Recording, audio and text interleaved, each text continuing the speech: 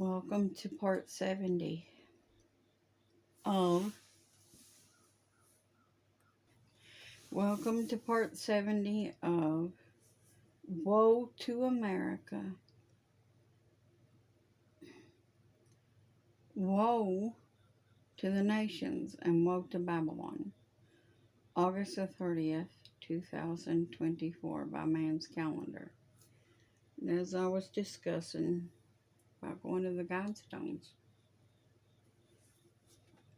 there's a reason why I'm discussing this, so you'll understand some of the things that's happened.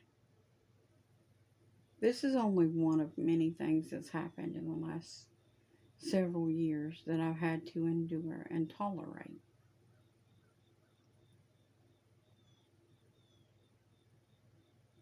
I went to the Guidestones and I did as the Lord said. And while I was there, like I said, the little woman come and she checked out what was going on. She got scared. She left. And I thought I was free to go ahead and do the rest of it without any interruption. Because I thought, okay, the person come. But that ain't how the Lord said it to me. He said people was going to come. He didn't say a person. He said people. So I got in there and got to doing my photos and setting up my tripod and stuff for my video. I got my video started. I spoke to the stones like the Lord told me. And I told them, when the Lord thunders his voice at you, you will fall. But I touched the one that I'd spoke that to. But there was a reason why I touched that particular stone. It had the Aramaic writing on it, the Hebrew. And I was crying and touching that writing. Because it was the Hebrew.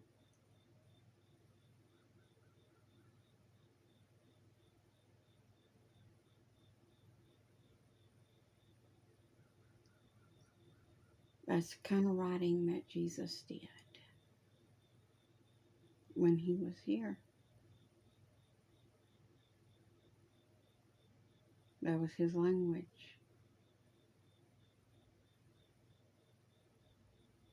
And it was just, though I hated what it said, I loved the fact that it was the Hebrew. And it was beautiful to me in that respect, but not what it said. I didn't agree with what it said. But anyways, I just felt the need to touch it, so I did. It was the only stone I actually really laid my hand on. Why that particular stone was chosen to be the one that got hit with the lightning, I could not tell you. I didn't know how God was going to bring it down. I just knew he was going to. And that he was going to destroy that stone altar because it was being used for other things. Witchcraft and stuff. And blood sacrifices, apparently, because there was blood in that one thing. But anyways, I don't want to get into that. As I was doing my video, though, these two trucks pulled in.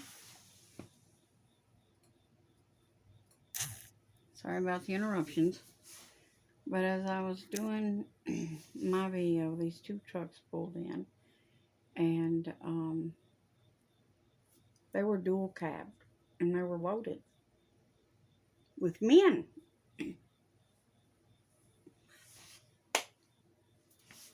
There was the highlight of my day. Right there. Well, I just kept going.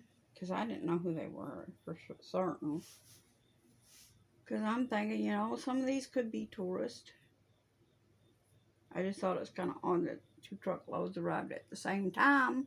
And they all jump out real quick and they come around through there. And Three of them come in there where I was at, and Dad was walking outside the fence looking around. And the others stayed outside and spoke with him outside the fence. While three came inside the fence with me, and one was just as big as a mountain. Big old burly feller. Come in there with his arms folded. So I know right away that's not a tourist. And he come in there with his arms folded, just summing me up. Walking around in a circle where I was at. Walked around me and the stones and come back around to behind my camera. But not real close, mind you, just behind my camera, my phone. And I had paused it so that I wouldn't have to deal with them talking on my video.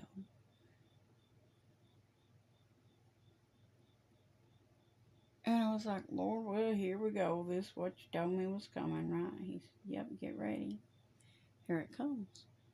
And I was like, well, what in the world are they going to do? Kill me right here in broad daylight? What do you mean here it comes? What a coming?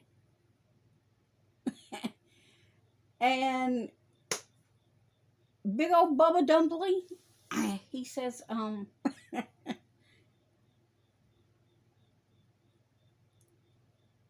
standing there with his arms folded and him with his shorts up his bum and toe flaps on, looking like a little dork.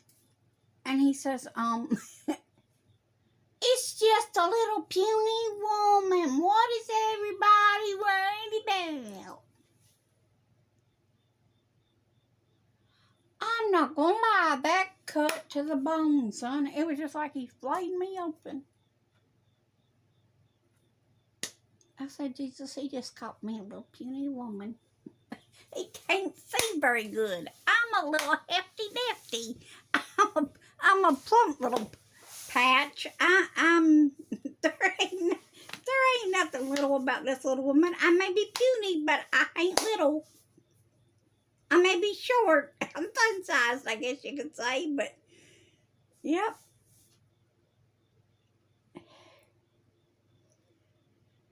But anyways, yeah. And that was just one of the things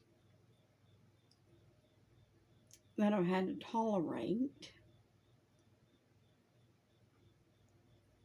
Then after the Guidestones was brought down, I started receiving these messages from these people saying that the GBI was going to come and arrest me because I knew I took part in that and stuff, and that I had vandalized their stones. I never done no suchy thing at all, but I was threatened like that.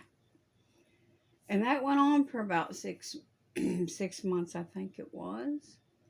That every little bit I was getting these messages from these people. And I finally just got aggravated. And I said, okay, if you got proof I did something, come get me. If not, shut up. Because slander's still a crime. It's still against the law for at least a little longer in the United States. And if you have proof that I did these things, then come get me. And then the one responded to me and said, well, if your God did this, and he's such a mighty God, why'd he wait 42 years? I only have one thing I could say to that. I suppose he was waiting on his Elias, his Elijah. And he said, well, what does 42 years got to do with that? I said, hello, Elias. Cursed the 42 children. The Lord does things. He is a very nostalgic God. He loves the old things, and as do I.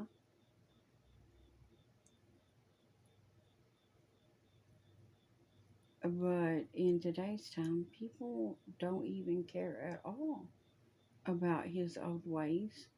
that he's very nostalgic for.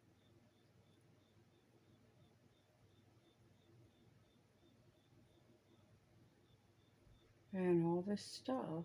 The point to this is those insults and things that I had to go through was just some of the things that I've gone through. Um, I don't talk about it because I put it in the Lord's hands and I let it go. I prayed for them. I prayed for God to bring them out into the truth. And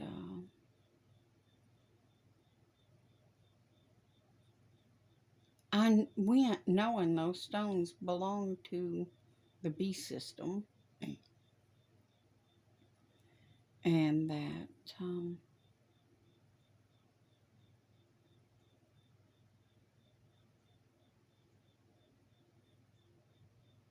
they were going to be really upset about it. But I didn't care. What was most important to me was being obedient to the Lord. That still was most important to me. I'm not doing these things because I just picked up my little poke and went. I'm doing these things because the Lord told me to. Now, even if you do not understand why God has told me that, it's not for you. It wasn't a conference call. When the Lord called me to do these things, He didn't call you and me both together and say, I'm going to have her do these things. Because if He had, then you wouldn't have to worry about it, would you? But see, I hear His voice. And when He gives me a command, I do it. That's what it is to hear God and just obey. And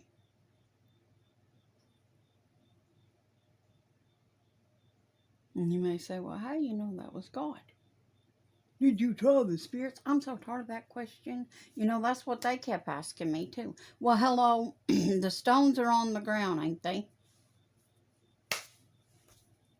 Spirits tried. I went in faith knowing, not just believing, knowing God was going to put them on the ground. Because He said so. I went in faith knowing because He said, my sheep hear my voice. They know my voice, and a stranger they will not follow. Now, if that had been a stranger's voice telling me to go there, I wouldn't have done it. Because I would have known it was a stranger.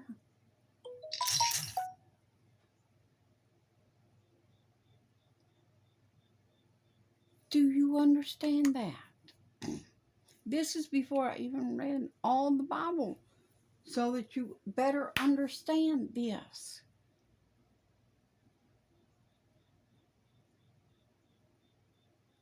Do you know your mom and dad's voice when they speak to you, or do you have to be looking at them to know it's them talking to you? Did your mama and papa ever yell at you from another room of your house when you was growing up?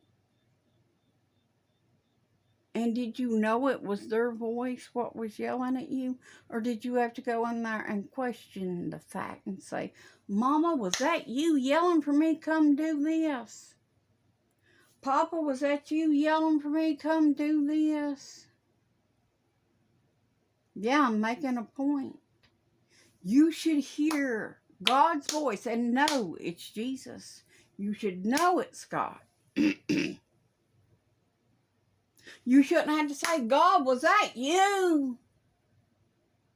Because if it's something good or something, that He would have done, looking at biblical standpoints on stuff, then yeah.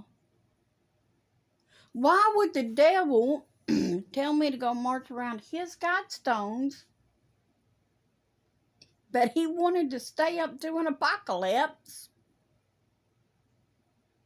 So why would the devil send me to do the Jericho March, a nostalgic thing for God, a symbolic thing to Jesus. Now, why would the devil tell me to do that? We'll talk more about this in the next part. See you there.